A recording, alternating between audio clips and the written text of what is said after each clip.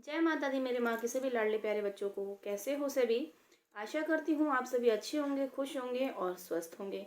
माता काली और बाबा भैरवनाथ की कृपा आप सभी पर बनी रहे। माँ आप सभी के अंधन के भंडारे बढ़ती रहे और आप सभी अपने जीवन में हमेशा खुश रहें और परिवार सहित व्यस्त रहें। यही मेरी माँ से कामना है।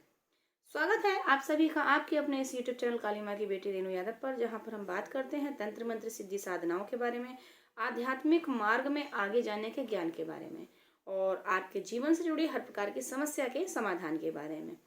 तो माँ वैष्णो काली दरबार की तरफ से आज मैं आपके लिए एक वीडियो लेकर आई हूँ, जहाँ पर मैं आपको बताऊंगी क्यों कि जिस पर भी सवारी आती है तो वो सवारी वाले व्यक्ति दुखी क्यों रहते हैं, उनके वो अपने खुद के संकट क्यों नहीं काटते। लगातार बहुत से बच्चों के मेरे पास में प्रश्न आते हैं कि माँ सवारी आती है लेकिन हमारी सवारी या तो बोलती नहीं है और हम सबके बारे में बता पाते हैं, अपने बारे में नहीं बता पाते हैं, हम अपना संकट नहीं काट पाते हैं, ऐसा क्यों? और लगातार सवारी आ रही है, हम दूसरों का संकट काट रहे हैं लेकिन अपने संकट को नहीं काट पा रहे, तो उसका क्या कारण होता है, उसी के बारे में आज मैं यहाँ पर आपको जानकारी दूंगी। तो वीडियो को पूरा जरूर देखिएगा, इसके बिल्कुल भी ना करें ताकि कोई भी महत्वपूर्ण जानकारी आपसे ना छूट पाए। तो चलिए हम चलते हैं सवारी के बारे में आपसे कुछ बातचीत करने के लिए। तो देखिए, जब भी किसी के ऊपर सवारी आती है तो सबसे मुख्य कारण तो क्या होता है कि हम दूसरों की पूछा देते हैं, उनके संकट का काट कर देते हैं, दरबार चौकी लगाते हैं, तो वहां पर लोगों का संकट का काट तो हो जाता है लेकिन हम परेशान होने लगते हैं। तो क्यों? क्योंकि हमारे पास में उस सवारी के प्रति ज्ञान नहीं है। हम सवारी को कैसे चलाएंगे ये हमारे पास ज्ञान नहीं होता है। सवारी को कैसे चलाया जाता है इसका भी मैं वीडियो बनाकर डाल रही हूँ, तो आप उस वीडियो को भी देख लें, सवारी कैसे चलती है, क्योंकि एक वीडियो में दोनों बताऊंगी तो मिक्स हो जाएगा। इसलिए सवारी को चलाने के नियम और सवारी वाले व्यक्ति के लिए नियम जो भी होते हैं उसका मैं वीडियो बनाकर अलग से डालूंगी। तो आप माँ वैष्णो काली दरबार काली माँ की बेटी रेणु यादव यूट्यूब चैनल को सब्सक्राइब करके वहां पर सारी वीडियोस देख सकते हैं और इसी प्रकार के नए नए ज्ञान प्राप्त कर सकते हैं। तो जब भी हम पे सवारी आती है तो हमें सवारी के बारे में कोई ज्ञान नहीं है। बहुत से बच्चे बोलते हैं कि माँ हमने तो कभी इस जीवन में पूजा पाठ कभी की नहीं, कभी हम मंदिर नहीं गए, तो फिर ऐसा क्यों कि हमारे ऊपर सवारी आ रही है। तो देखिए, सबसे पहली बात तो ये है कि भले ही आपने इस जन्म में कोई पूजा पाठ नहीं की, कोई अच्छे कार्य नहीं किए हैं, लेकिन पूर्व जन्म में अगर आपके ऊपर कोई सवारी रही है, आपके ऊपर किसी देवी देवता की कृपा रही है, तो वो इस जन्म में आपके साथ अवतार लेती है। तो उसी का कारण होता है कि हमारे ऊपर सवारी आ जाती है।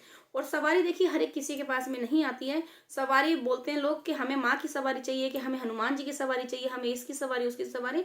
तो सवारी के लिए आपको तपना पड़ता है, तब कहीं जाकर सवारी मिलती है। हमारा तपोबल जो है मजबूत होना चाहिए, हमारा ऑरा स्ट्रांग होना चाहिए, तब हमारे ऊपर जो है कोई भी सवारी आती है। किसी भी देवी देवता की सवारी कर लीजिए आप, चाहे कोई भी सही, तो हर देवी देवता की सवारी हमारे तपोबल के ऊपर, हमारे तप जप के आधार पर ही चलती है। और सबसे बड़ी बात चीज तो ये है कि हमारा ओहरा कितना स्ट्रांग है, सवारी ये देखती है। अब हमारे ऊपर सवारी आ रही है, तो किसी परिवार में सवारी आई, उसके घर के जो लोग हैं उस सवारी को नहीं मान रहे हैं, या जिसके ऊपर सवारी आ रही है वो स्वयं उस सवारी को नहीं मानता है, नकारता है, या वो उसका भोग प्रसाद अच्छे से नहीं दे पा रहा है। तो सवारी पहले तो इंतजार करती है कुछ समय के लिए कि ये भोग प्रसाद जो दिया जाएगा, हमको ये नहीं मालूम कि हम सवारी को भोग प्रसाद किस प्रकार से देंगे, तो उनका जो भोग है वो नहीं उनको समय से मिलता है। तो उस स्थान पर भी सवारी जो है रुक जाती है। एक तो सवारी अपने आप आई, ऊपर से आप उसको मान नहीं रहे हैं, आप उसको भोग प्रसाद नहीं दे रहे हैं, तो सवारी भी इंतजार करती है। देखिए, कलयुग है, इस जन्म में तो सभी को इज्जत सबसे बड़ी प्यारी होती है। अगर आप उस सवारी की वैल्यू नहीं समझ रहे हैं, कोई इज्जत नहीं दे रहे हैं, आपके भाव उनके लिए अच्छे नहीं है, तो वो सवारी जो है वापस लौट जाती है। जैसे बहुत से लोगों ने कहा हम पे सवारी आ रही है, हम नहीं चाहते कि ये हमारे सवारी हमारे साथ चले, या हम सवारी को चलाना नहीं चाह रहे हैं, तो उनके लिए भी ये वीडियो है कि जब अगर आप उस सवारी को ज्यादा मान सम्मान नहीं देंगे तो आने वाले समय में वो सवारी स्वयं ही रुक जाएगी। तो अगर आपके ऊपर सवारी है, आपने उस सवारी की वैल्यू नहीं समझी, आप उसके साथ में भेदभाव कर रहे हैं, आप उसको नहीं पूछ रहे हैं, तो वो सवारी स्वयं लौट जाएगी। आपके परिवार वाले लोग उसको कह रहे हैं कि भाई ये तो हमारे परिवार का ही सदस्य है, नॉर्मल हम क्या इसके सामने झुकें, क्या पूजा पाठ करें, तो ये नॉर्मल हमारे परिवार का ही सदस्य, नहीं मानते हैं लोग, तो वहां पर भी सवारी जो है वो साइड हो जाती है। दूसरा, लोग ज़्यादातर लोग बोलते हैं कि ये ढोंग है, सब पाखंड है, वगैरह वगैरह वगैरह, ये चीज़ें जो बोलते हैं, तो उस परिस्थिति में भी जो है सवारी रुक जाती है, क्योंकि ज़्यादा अपमान अगर किसी शक्ति का हम करते हैं तो वो आगे नहीं चलती। अगली चीज, जो सवारी संकट काटती है, दूसरों का काटती है, तो संकट हम तभी काट पाते हैं जब सवारी काट रही है। जो हमारे ऊपर सवारी है, सवारी जो कर पा रही है, हम वही कर पा रहे हैं, क्योंकि हमारे पास ज्ञान नहीं है। ज्ञान सबसे बड़ी चीज होती है।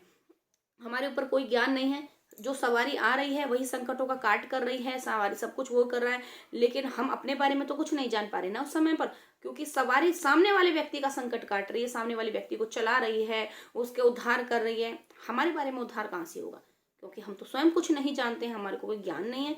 तो सवारी वाले व्यक्ति को ज्ञान होना बहुत जरूरी है। भले ही आपने कोई पूजा पाठ नहीं करी, भले ही आपने कोई तंत्र मंत्र सिद्धि साधना नहीं की, लेकिन सवारी आ गई है तो वो आपकी पूर्व जन्म की सवारी है।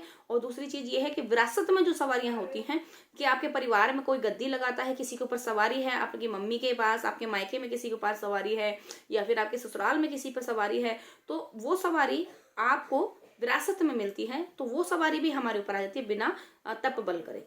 तो उसको चलाने के लिए हमें गुरु की आवश्यकता पड़ती है, और गुरु ही भोग प्रसाद देते हैं। अब ये समझ कर चलिए कि हम चौकी लगा रहे हैं, दूसरे का संकट काट रहे हैं, लेकिन हमारा संकट बढ़ रहा है, हमारे पास ज्ञान नहीं। वहीं अगर हम दूसरी चौकी पर जा रहे हैं तो वहां जाकर हमारी समस्याओं का समाधान हो रहा है, तत्काल हमारे संकटों का काट हो रहा है, हम पूरी तरीके से ठीक हो जाते हैं। ऐसा क्यों? क्योंकि वहां पर वही सवारियां, सारी चीजें, वही शक्तियां हैं जो जिसकी हमने वैल्यू नहीं समझी है। तो वो वहां पर उनको भोग प्रसाद दे रहे हैं, उनको चलाना जानते हैं, उनके पास ज्ञान है कि भाई इस सवारी से इसका संकट कैसे कटवाना है, तो वो कटवा पाते हैं और हम स्वस्थ हो जाते हैं। तो इसी प्रकार की हमको ज्ञान के लिए गुरु की आवश्यकता पड़ती है, तब ही हम सवारी की वैल्यू समझते हैं, सवारी से संकट कटवा पाते हैं, सवारी को हम चला पाते हैं, और सवारी को हम अपने अनुसार ढाल पाते हैं। ठीक है, तो वीडियो अच्छा लगे तो वीडियो को लाइक कमेंट शेयर करना ना भूलें, साथ ही चैनल को सब्सक्राइब कर लें ताकि आने वाली हर एक वीडियो का नोटिफिकेशन मिल सके। और प्रतिदिन रात 8:30 बजे से लाइव चलता है, वहां पर सभी भक्तों की पूछा दी जाती है, लाइव पूछा। तो आप लोग 8:30 बजे लाइव में जुड़ें, और वहां पर आप अपनी समस्या का समाधान हेतु मुझसे प्रश्न उत्तर कर सकते हैं। और नेक्स्ट वीडियो जो मेरा रहेगा वो सवारी वाले व्यक्ति के नियम के लिए रहेगा, कि जिस पर भी सवारी आती है, खुल नहीं रही है, तो उसको किस प्रकार से खोला जाएगा, और उसके नियम जो हैं वो क्या नियम उसके रहेंगे। तो मिलते हैं आप सभी से नेक्स्ट वीडियो में, तब तक के लिए सभी को जय मां काली, हर हर महादेव।